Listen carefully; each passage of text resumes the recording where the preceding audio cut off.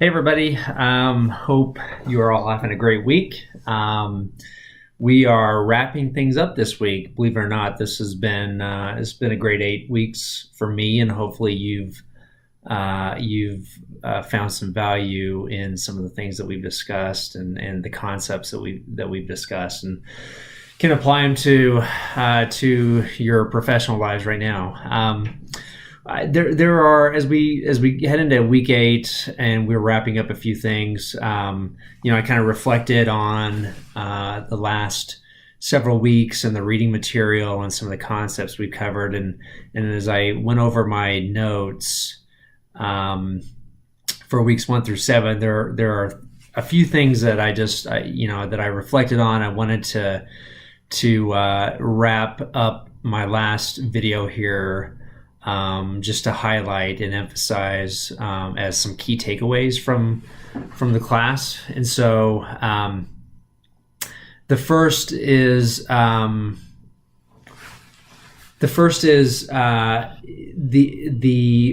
a marked distinction. Hopefully that you've been able to kind of key in on this in the class. There's a marked distinction between ethics in healthcare and legal liability. And a good example of that is in a malpractice case where a physician or a provider or whoever, nurse practitioner, some professional can be completely ethical in their actions and still incur some legal liability in a malpractice case. You can try to do everything right. You can act in a complete ethical manner, and something could go wrong. In a malpractice case, a court could find that the thing that went wrong was a direct result of the provider not acting within the standard of care that's applicable to that situation. So, ethics.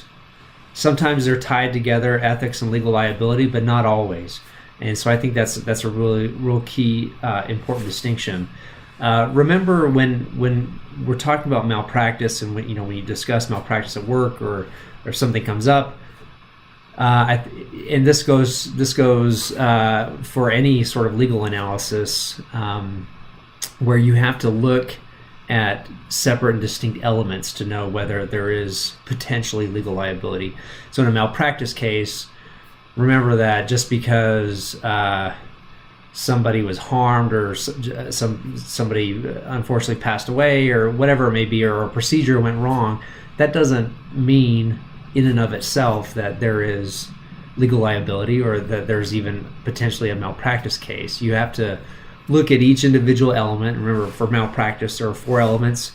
You start with whether there's a duty, and that duty exists, and that's actually a pretty easy one to meet when there's that patient-physician relationship. When that has been established, that establishes a duty, and care has been rendered. But then if you look at that, you look at the facts. Is that element met? If yes, then go on to the second one, which is whether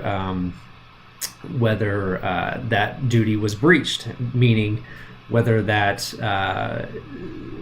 standard of care was met. And so remember, we talked a lot about how this is a highly litigated element of malpractice, because standard of care could be interpreted different ways depending on the location, the physician, the provider, whether it's rural or urban medical facility. There are a variety of different issues, and expert witnesses are hired to opine on this sort of thing in a malpractice case on what the standard of care is.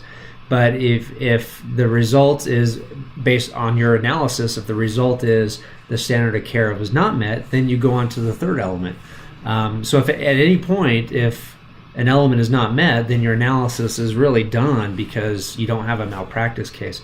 So if you go into the third element, which is causation, both direct and proximate causation, then that's another highly litigated issue in a malpractice case. But the question becomes whether the actual act or the thing that caused the act that was the breach of duty actually caused the harm, both from a proximate causation standpoint and a direct causation standpoint, then if the answer to that is yes, and you move on to the fourth element, which is whether there were actually damages or harm. And so, in any legal analysis, whether it's a malpractice case or, we had that HIPAA sort of privacy discussion question where the question whether there was a breach. And so, the key to analyzing and looking at that is, what does a breach mean? How is that defined? What are the facts of the case? Based on the rules, what are if it was a breach, what are the disclosure obligations, if any? And so, I think the text referred to this sort of analysis as the IRAC method, which is something that the IRAC method was something I learned in law school and is very helpful in any sort of legal analysis. I mean, you need to identify the issue, identify the rule, apply the rule to the facts of the case, identify all the facts of the case, and come up with your conclusion. So in order to do that, you need to be able to define the terms. Like, what is the definition of a breach? What is the rule? What are the facts?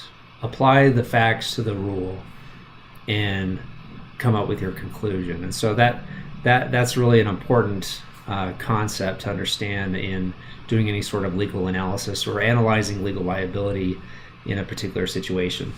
Some other takeaways, just a reminder, just some things that stood out to me in our discussions related to the business and economics of healthcare. All the different types of models, the value-based model of healthcare, which has really grown, the managed care, which is really big as well, fee-for-service, the different types of payers, the group health plans, Medicare Advantage, Medicare, Medicaid, managed Medicaid, self-funded group health plans, ERISA plans. And so we talked a little bit about that. And then when analyzing any sort of healthcare issue, it's important to remember that healthcare, the industry, is governed by both federal law and state law. So remember that the federal law issues are things like the anti-kickback statute, which governs services provided to patients that are enrolled in any sort of federal healthcare program. The Stark Law, which is the prohibition on self-referrals for physicians. Well, that applies to services provided to Medicare beneficiaries. Civil monetary penalties law, beneficiary inducement law, the False Claims Act, which governs federal healthcare programs. So those are all federal laws that are administered and regulated by the Department of Health and Human Services, the Federal Department of Health and Human Services, CMS, Centers for Medicare and Medicaid Services. Remember that we talked about the clinical trials and how that's so very heavily regulated, largely by the FDA. Medical devices also governed by the FDA. So all these federal laws, that's one layer. So you look at the facts. Do we have facts that implicate any one of these federal healthcare laws? So anytime, for example, I'm looking at a possible anti-kickback or let's just use Stark violation. Well, the first question I have is, okay, what's the rule? It only applies to Medicare services paid by Medicare. So is that what we have here? It only applies to a certain limited number of healthcare services that are called designated healthcare services, and that's a defined term under the healthcare law. So what were the services that were rendered and paid in this situation, and do they qualify? Do they fit that definition of designated health service? Again, just back to what I said before, how do you define the terms? What's the rule? What are the facts? Apply it all together, do your analysis, come up with your conclusion. And then the other layer, besides the federal healthcare law, the other layer is the state law, the state law issues, things like corporate practice in medicine that we discussed, patient abandonment, which is really quasi negligence claim. State privacy laws, medical records laws that are governed by the state and the state Department of Health.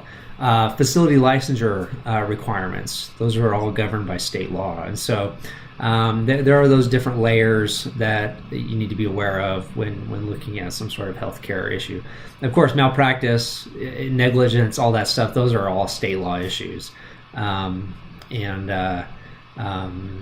that's just something to be aware of when coming across those sort of things. So, anyways, I just wanted to wrap things up.